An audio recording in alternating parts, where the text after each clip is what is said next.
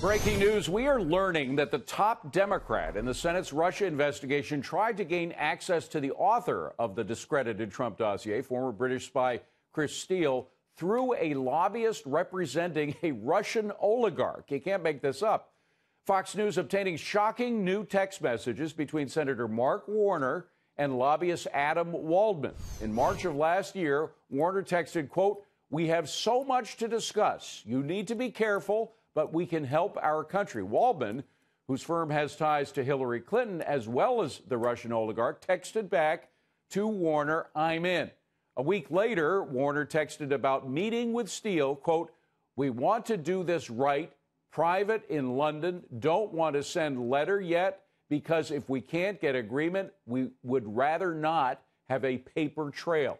Now, an aide to Warner admits the texts don't look great out of context, but he does say the senator kept the Republican chairman of the Intel Committee, Richard Burr, apprised of his efforts to interview Steele. And the full committee has been aware of the Warner text since last September. Joining me now is Congressman Jim Jordan, who serves as a member of the House Judiciary and Oversight Committees. He's also a member of the influential House Freedom Caucus, about which more with regard to the budget later. But first of all, Congressman, what do you make of all this? Well, if Senator Warner wants to, work in a bipartisan way, then why did he want to travel to London privately, just meet with the lobbyists, with Steele and himself, no one else in the meeting, and why didn't he want a paper trail? So he can say it's all bipartisan and the Senate Intelligence Committee is working together, but my first reaction is that's probably not how bipartisanship is supposed to work. If you want to only meet with this guy, you and the lobbyist and Christopher Steele. Remember, Christopher Steele, the guy who wrote the dossier, he just wants to meet with him privately, doesn't want a paper trail, and is willing to travel to London to make that all that happen. And why on earth would you go through a lobbyist who's working with a Russian oligarch?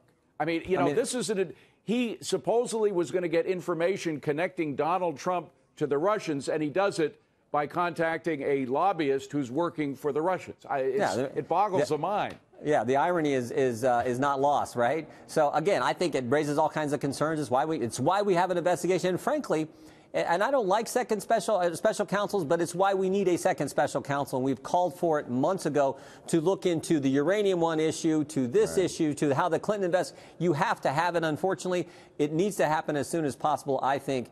But to get to the bottom of all these questions that have been raised here in the last several months. Let's talk about Uranium One, because once again, there is so much more evidence of connections between the Clintons and Russia than there is between Trump and Russia. Trump, occasionally the paths of some of Trump's people intersect with Russians, but only in a coincidental way, whereas Uranium One is something where there was a direct attempt to corner Hillary Clinton when she was Secretary of State, to give all kinds of gifts to the Clinton Foundation and other interests of Hillary Clinton, whether it was her husband Bill or the Clinton Foundation. And now we find out that the Russians were giving money to a PR firm, which in turn was giving money to the Clinton Foundation. And that looks to me like money laundering.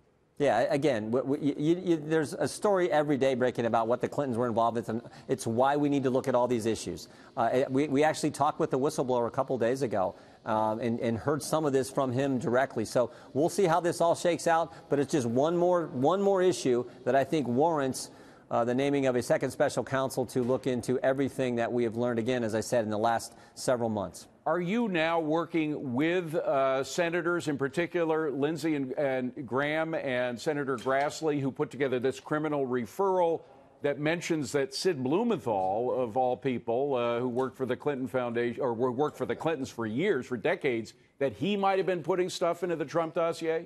Well, the story that was just a couple days ago, it was a foreign source giving information to a Clinton friend who gave information to the State Department, who gave it to Steele. Now, think about this. So, first of all, the Clinton campaign hires Christopher Steele to put together the dossier. Then they were also telling him what to put in it. I mean, that's how the Clintons operate. So this, to me, is this, again, a big concern, what Senator Grassley and Senator Graham are doing, as well as Senator Johnson, in getting these text messages, I think has been a real help to all of us on the House side as well to get to the bottom of these key concerns. You know, Congressman, there was collusion. There was Russian collusion. but it wasn't among the Republicans, or an That's a attempt great irony. to get Donald Trump into the White House. It seemed much more the other way around. David, to date, not one bit of evidence to show any type of coordination between the Trump campaign and Russia to influence the election, but we know for sure, just as sure as you and I were talking, that the Clinton campaign paid the law firm who paid Fusion, who paid Christopher Steele, who worked with Russians to do what? Influence the election.